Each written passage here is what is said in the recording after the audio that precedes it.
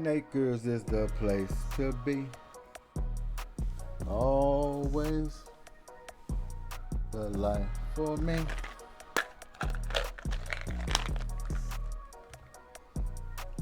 Welcome in, quick hitters. Happy Labor Day weekend. Everybody got that Monday off. I know you enjoyed it. Get that extra rest day to either lay down and recover or barbecue. One of the two. But get that extra day is always key, because you can treat it like Sunday and say, okay, Tuesday, we're just going to get right back into it. But we're going to cover, matter of fact, I'm going to get rid of this gum. I'll be smacking all on this thing. But as you see, this is no quick hit spotlight. We're going to go over DeMeco Ryans. He's talking to the media. Check out his press conference. They want to, they love talking to DeMeco Ryans. They like to see where his head's at, where the team is going to be headed, and where their mind is for week 1 against Baltimore Ravens.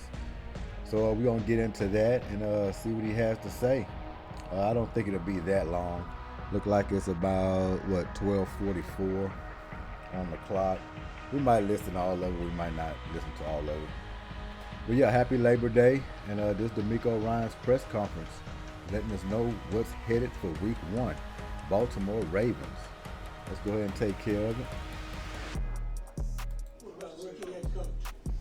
Same thing, rookie head coach. Don't make anything up. Right? Trust your preparation. Right? Trust the process and the work that we put in, and let the guys go play. We're still working through the offensive line, and when we go out to game day, we'll have a good group out there and guys who are just tasked with just doing the job that's in front of them, right? Whoever that may be, right? We just want guys to be accountable to their teammates and do what's asked of them.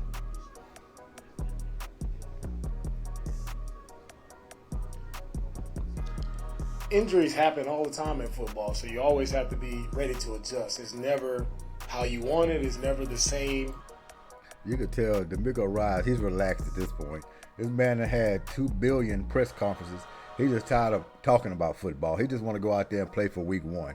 You can only explain enough, and you could tell he just give it to me. I give it to you as well. But we're ready for week 1. 53 guys. There's always injuries. There's always things you have to be ready to adapt and change with. So that's just normal NFL football. It happens every week, and for us, unfortunately, it's happened sooner, right before the start of the season. But it's something we have to deal with, and we're not whining about it. We're not complaining. We're going to push through. We're all professionals, and that's what guys just have to go play football. Titus is still working day to day. We'll see where he ends up.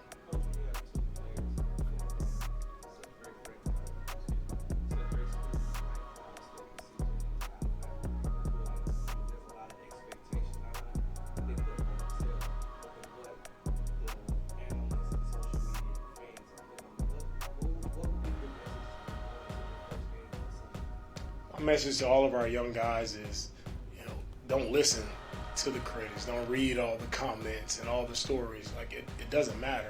Right? The only thing that matters is, are you doing your job? Right? If you go out and do your job to the best of your ability, everything else will take care of itself. So that's the message to the guys. It's simple. Take care of itself. Don't make it bigger than what it is. Right? Continue to play great football like you guys were picked. Real quick.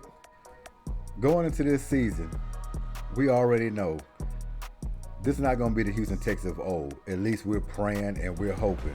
But DeMeco Ryans, the head coach, we got a lot of new players. I feel like we're under a different, so to speak, regime, right? Because the Texans of old, I'm going to tell you about Houston Texans fans. Like I said before, we do not mind losing, but the effort has to be there. If you go out there and you bust your behind, or ASS, how you want to call it, bust your ass, I'll just say it. Every game, even when you go up against teams that's supposed to beat you and we know that they're better than you, we don't mind losing. We just want that effort to be out there 110%. We don't want all these missed tackles like in the past. We don't want all these fumbles losing a ball, being up by 3 at the 50-yard line and trying to sit on the ball and run out the clock instead of trying to win the game. We don't want any of that. Aggressive play, all 60 minutes football, trying to win the ball game, not on your heels, hoping that you don't make a mistake and end up losing it. No. Go in there, be in the lead, and look to put your foot on people's throats, and I guarantee you'll win more games than none.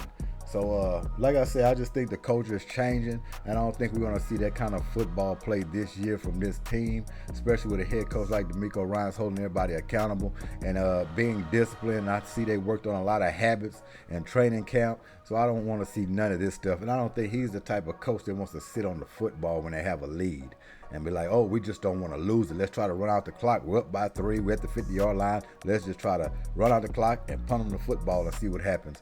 Oh, no. We don't want any of that stuff. So, like I say, as long as they come in 110%, Houston fans can appreciate that. Let's forget about the wins and the loss column. Just go out there with some effort every game, and everything else is going to take care of itself. Picked where you were picked because you were some of the top college football players coming out last year. Continue to be that top player. Continue to make the plays that you made in the game to take care of yourself.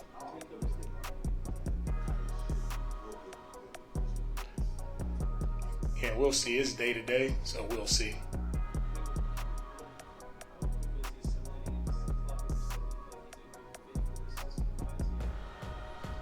Athletic. Kendrick is athletic. Right? He plays with a physical demeanor, likes to finish, right? But very athletic, can get up to the second level very well. So excited to add a good young player to our team.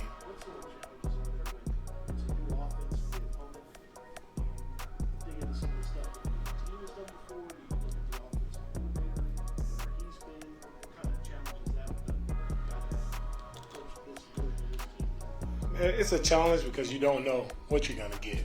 It's a lot of unknown, and that's every first game. There's a lot of unknown with the first game, in the NFL every year. So, you trust your technique, trust your fundamentals, trust our preparation of what we've been working on all through our training camp, right? And guys just have to be where they're supposed to be and playing as 11. And it's really, the first game it's truly all about us, right? Offensively, defensively, especially, it's about us. If we do our job, everybody is playing together, then that'll take care of itself.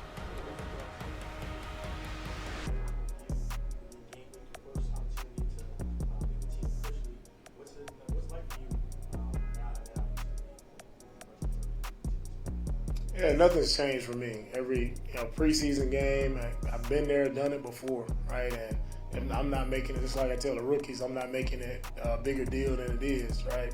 I understand the job. We're tasked to go lead this group, lead the Houston Texans, and that's what I'll do. I lead it to the best of my ability, make sure our guys are prepared and ready to go.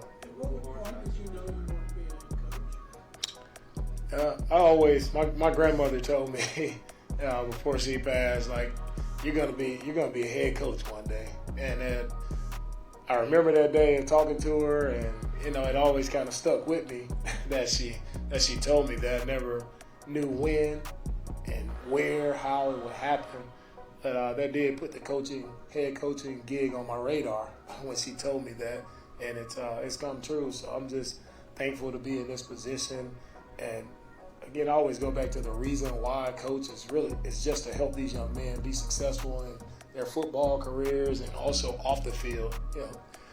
Their roles as husbands, as fathers, as men in the community. I just want to help young guys be successful. And that's why I coach. That drives me every single day to make sure these men are their best at what they do.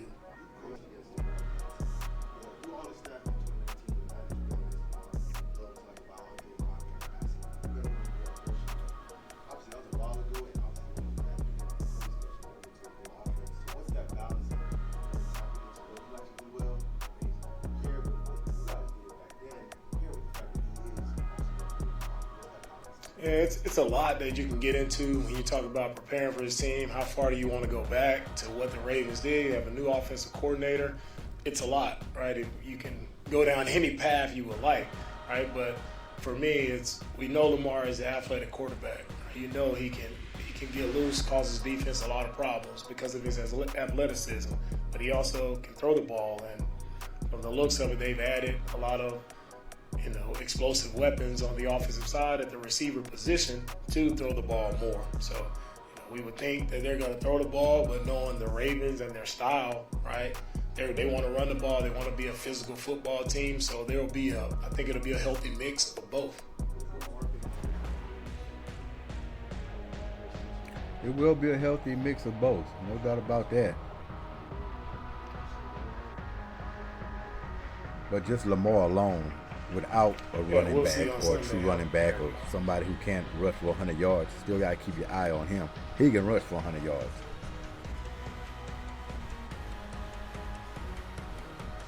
So it's like a running game inside of a running game when you got Lamar Jackson as your quarterback. Helping John as much as we can. I think for John, it's been a long time since he's played football. So he's been dedicated to the process of putting the work in, whether it's on the side, getting reps with the team. Like, he's been dedicated to the process, and it just takes time. So with John, I think we're on the right track. With getting him out there, when that will be, we'll see.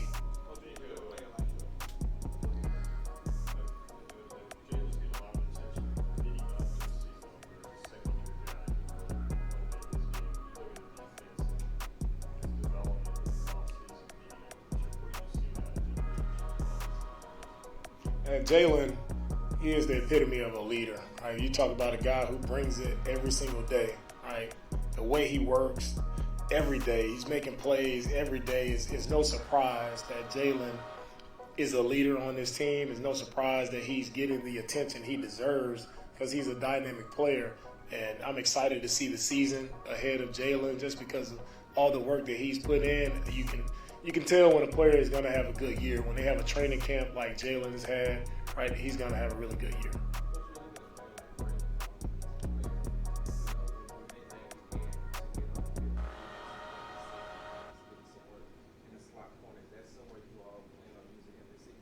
And with Grayland, he's another player who's done a really good job all offseason of just handling any role that we've given him. Grayland has been done a really great job on special teams. Right, I can show highlights of Grayland every single day in our team meeting just because he does it exactly like we teach it. Right, he shows up, he makes the plays. And when it comes to the defense, Grayland is versatile enough where he can play the safety. He's did a really good job at safety. Saw that versus the Saints in the preseason, and now he's getting some reps as well at the nickel position. So we'll see, where he can handle. Grayland is a good football player, right? And as many good football players as we can get out on the field, that's what we'll try to do.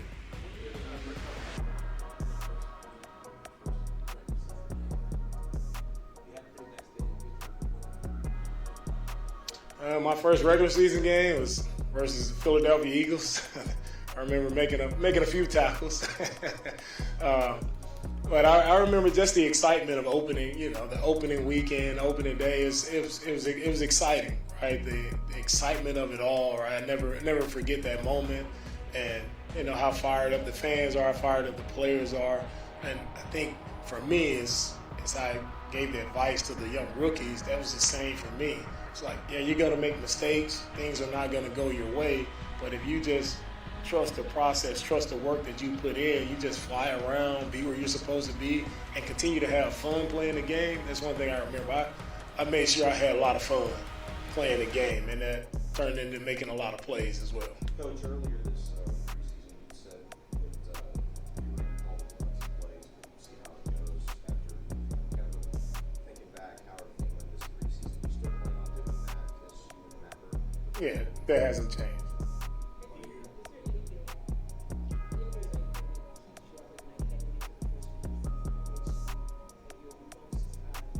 The audio for the media used to be a lot better, where you can hear the questions. One thing that would keep me up, and it shouldn't, but it's just making sure our guys go out and operate with precision, right? Making sure our guys just play as one. It's one thing I've been preaching all off season. It's just us, like team first, being a team.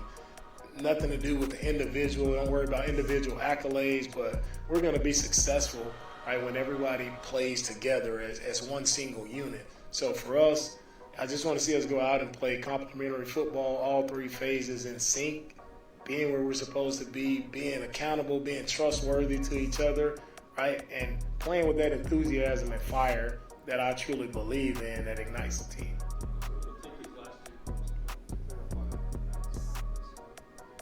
No, I said nothing has changed from when I told you guys that I would call plays. Nothing has changed.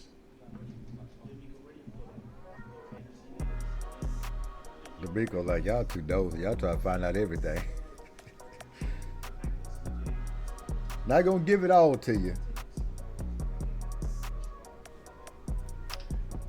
But when it comes to talk about the young guys and the pressure, like I don't see it as pressure on these guys. Right? They're not getting pressure from me, and so there is no pressure on these guys. These guys just have to go out and play great football. Just do their job, right? They're one part of a defense, one part of the offense. So for them, don't worry about any pressure. Just go out and play football, do what you've been doing all your life, having fun doing. There is no pressure on Will or CJ to perform. It's a team game, right? And those guys aren't going out there by themselves. Will is in a great spot. I think Will has been consistent all throughout training camp, throughout the preseason. He's been one of our most consistent players, all right, one of our most physical players, dominant on the edge. So Will has done everything that we've asked him to do and couldn't be happier with where Will is right now. All right. Thank you, guys. Well, there you have it. DeMeco Ryans, Houston Texans head coach. Looking forward to this season. Like I said, he done had about 2 billion press conferences. I'm pretty sure he's tired and just ready to get this week going. So week 1 against Baltimore. Maybe this is going to be it until game time. I doubt it, but they probably want to hear some more stuff. But we'll see. But yeah, man, I just think they go in there and take care of business. Like you said, just have fun and play strong, smart football. Limit your mistakes and come with 100% for its effort. You're going to give yourself a chance to win. So you got to look at it as that and go in there and just play fun and free and smart and kind of chaotic in a way. And you can give yourself a chance to win. Because look at this. All the pressure is on Baltimore for this opener. Baltimore is a team that's looking to go to the Super Bowl and win. They feel like they're behind schedule. You think I'm going to let a Houston Texans team come in on the first game and just beat them? They're not thinking that at all. They're looking at this as an easy win. We're going to go in there and get these youngsters up out of here. They don't have no experience. We just finna lay down and roll all over them. You know, that's in their mind frame. But we come in there and hit them in the mouth and show them some stuff they haven't seen before in decades, basically from this team. You can't surprise them. You can surprise them. So looking forward to it. Week 1, it's going to be a lot of headlines opening up football, starting on Thursday and then on into Sunday and so forth. So can't wait, and hope y'all enjoying y'all Labor Day weekend. I ain't gonna hold y'all too long. We're gonna get on up out of here, but thanks for y'all time. Matter of fact, there's another story actually. I was gonna do a quick hit spotlight on this guy. This don't have nothing to do with football. This is actually basketball, the NBA. JaVale McGee actually. Hold on a minute, let's get into that. All right, there we go. Yeah, the Kings signed center JaVale McGee to a 1-year deal.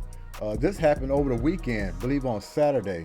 We're going to check out this article real quick, but you know me, when I saw this story, and when I saw JaVale McGee was available, first thing I started thinking about is the Rockets. They need a big man. I know y'all thinking, every time somebody's available, we try to offload them over there to the Rockets. But man, I'm just looking at it because they needed a big man coming in this year. And if he's out there floating, they could have picked him up, but, you know, he with the Sacramento Kings right now, which is a good pickup for them. But all we know, JaVale McGee probably didn't want to come to the Rockets. I don't even know if they asked him or what was the deal. Maybe Sacramento scooped him up as soon as he came available. But he probably want to be part of a team that's competing for a championship, at least going to be in the playoffs, and the Kings will be in the playoffs. Now, as far as winning a championship, now, that's a little far in between, but yeah, so I just think he just want to be part of a franchise going to be in the playoffs, and he went to Sacramento Kings, which is a good place for him. But you know me, I'm looking at the Rockets needing a big man, a 7-footer like this could done wonders in the middle this season coming in with the young guys that we have. But we got a good roster over there with the Rockets. Everything's fine, but when you have a guy like this, a 7-footer, you know what I mean? That's like a utility guy, a veteran. Used to be clumsy early on in his career. Used to have a lot of stuff going on with him, but he matured, and he's kind of playing his ball and his role. He would have been a good backup center coming off the bench for the Houston Rockets. Nevertheless, we'll get into this article real quick. The Sacramento Kings have signed center JaVale McGee, the team announced Saturday. Terms of the deal were not announced, but sources told ESPN Adrian Wojnarowski it is a one-year guaranteed minimum contract. McGee, 35, was waived by the Dallas Mavericks on Tuesday, about a year after he signed as a free agent on a 3-year contract. He started 7 of the first 9 games but fell out of the rotation about a month into the season and played sparingly the rest of the way. McGee averaged 4.4 points and 2.5 rebounds in 42 games last season and has career averages of 7.8 points and 5.2 rebounds. My goodness. Man, I'm trying to, pick you up and say, hey, we'd love to have you. Just complimenting you all over the place, but I'm looking at JaVale McGee. Now, we're talking about a 7-footer here. No shade on him. I mean, still a good pickup, but McGee. 4.4 points and 2.5 rebounds in 42 games last season. We're going to have to look into the minutes he was playing. Obviously, we're going to have to check that out, but a 7-footer we're talking about here. Not only that, for his career average, 7.8 points and 5.2 rebounds from JaVale McGee. Come on, man. I can get them numbers in 1 quarter. 1 quarter. Not being in no kind of endurance shape or anything. 7 foot. See, that's all about want to, going to, and have to. That's all that's about right there. That's about energy. Actually hustling and wanting the ball. Because if he was a hustler like that and was going out there like owning the paint like this is mine, the points per average would even go up.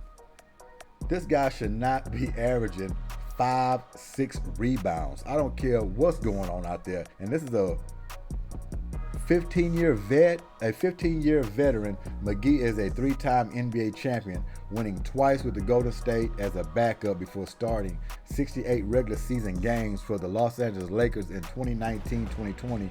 He didn't play in the NBA Finals when LA beat Miami in the playoff bubble. So as a backup, before starting 68 regular season games for the Lakers. And these are the numbers we're looking at.